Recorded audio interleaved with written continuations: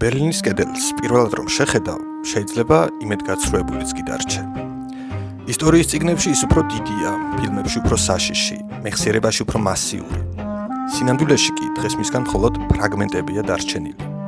ბეტონის რამდენიმე მონაკვეთი, რამდენიმე გრაფიტი, რამდენიმე ფოტო და ქუჩაში გავლებული ხაზი. მაგრამ რაც უფრო მეტხანს უყურებ, მით უფრო ხვდები, რომ ბერლინის კედელი არასოდეს ყოფილა უბრალოდ კედელი.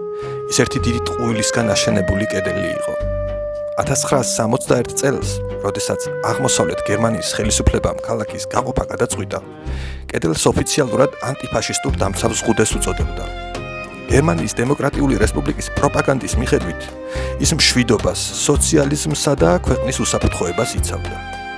როგორც ხშირად ხდება ისტორიაში, ყველაზე დიდი კედლები, ყველაზე ლამაზი სიტყვებით შენდება. სინამდვილეში კი ეს იყო კედელი, რომელიც ადამიანებს საკუთარი ქვეყნიდან გასვლის საშუალებას არ აძლევდა. კედელი, რომელიც ოჯახებს ყოფდა, მეგობრებს ყოფდა, ქალაქს ყოფდა და რაც ყველაზე უცნაურია, ერთ ხალხს ყოფდა.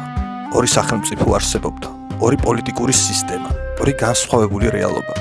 მაგრამ ხალხი ერთი იყო, ერთ ენაზე ლაპარაკობდნენ, ერთსა და იმავე პოეტებს კითხულობდნენ, ერთნაირი გვარები ჰქონდათ და მაინც 10 წლეულების განმავლობაში ერთმანეთისგან რამდენიმე მეტრის დაშორებით ცხოვრობდნენ, ისე თითქოს სხვადასხვა სამყაროში იყვნენ დაბადებულები. დღეს კედლის ფრაგმენტებთან ვდგავარ.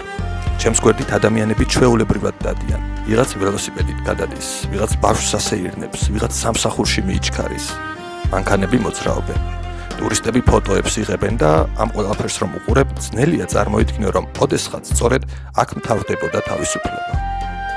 ისტორიაში ალბათ ყველაზე საინტერესო ის არის, რომ კედლების აშენება ყოველთვის უფრო ადვილია, ვიდრე მათი დანგრევა.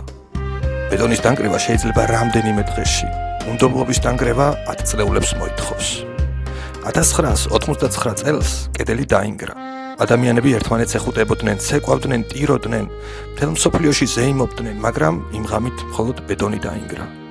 ნამდვილი გაერთიანება მხოლოდ ამის შემდეგ დაიწყო და ის დღემდე გრძელდება. რადგან გაყოფილი ქალაქის გაერთიანება ბევრად მარტივია, ვიდრე გაყოფილი მეხსიერების, გაყოფილი გამოცდილების, გაყოფილი მენტალიტეტის. ალბათ ამიტომაც არის მნიშვნელოვანი, რომ დღეს ამ კედლის ფრაგმენტებს არ მალავენ, არ ანგრევენ, არ ცდილობენ დაავიწყონ. ტოვებენ იქ, სადაც ადამიანები ყოველდღიურად გაივლიან როგორც შეხსენებას, რომ კედლები ყოველთვის ბეტონისგან არ შენდება. ზოგჯერ ისინი შიშისგან შენდება, ზოგჯერ პროპაგანდისგან, ზოგჯერ პოლიტიკისგან. ზოგჯერ კი უბრალოდ იმისგან, რომ ადამიანებმა ერთმანეთის მოსმენა შეწყვიტეს. და როდესაც ამ ძველი კედლის წინ ვდგავარ, ყველაზე მეტად მისი დაცემა კი არ მაოცებს. უფრო ის მაოცებს, რომ ადამიანებმა ერთმანეთის მოსმენა თავიდან ისწავლეს. ნელა, რთულად, შეცდომებით, მაგრამ მაინც. ალბათ სწორედ ეს არის ბერლინის კედლის ყველაზე მნიშვნელოვანი მემკვიდრეობა.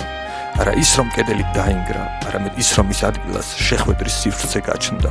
სივრცე, სადაც ადამიანები კვლავ ერთმანეთს უსმენენ. დღეს კედლის ფრაგმენტებთან ადამიანები თავისუფლად დადიან. გადადიან ერთი მხრიდან მეორეზე, იქ სადაც ოდესღაც საზღვარი გადიოდა. იქ სადაც ოდესღაც ერთი ქალაქი ორ ნაწილად იყო გაყოფილი. ბეტონის დანგრევა შეიძლება ერთ ღამეში. ადამიანების დაახლოება კი მთელი თაობების საქმეა. შერიგება დროის, მოთმინებისა და ერთმანეთის მოსმენის უნარს მოითხოვს. ამიტომაც მახსენდება გერმანიის პრეზიდენტის რიხარდ ფონ ვაიცეკერის სიტყვები. ვინც თვალს ხუჭავს წარსულის პირისპირ, იგი ბრმა რჩება აწმყოს მიმართაც. და ალბათ სწორედ ამიტომ დატოვეს ბერლინში კედლის ეს ფრაგმენტები.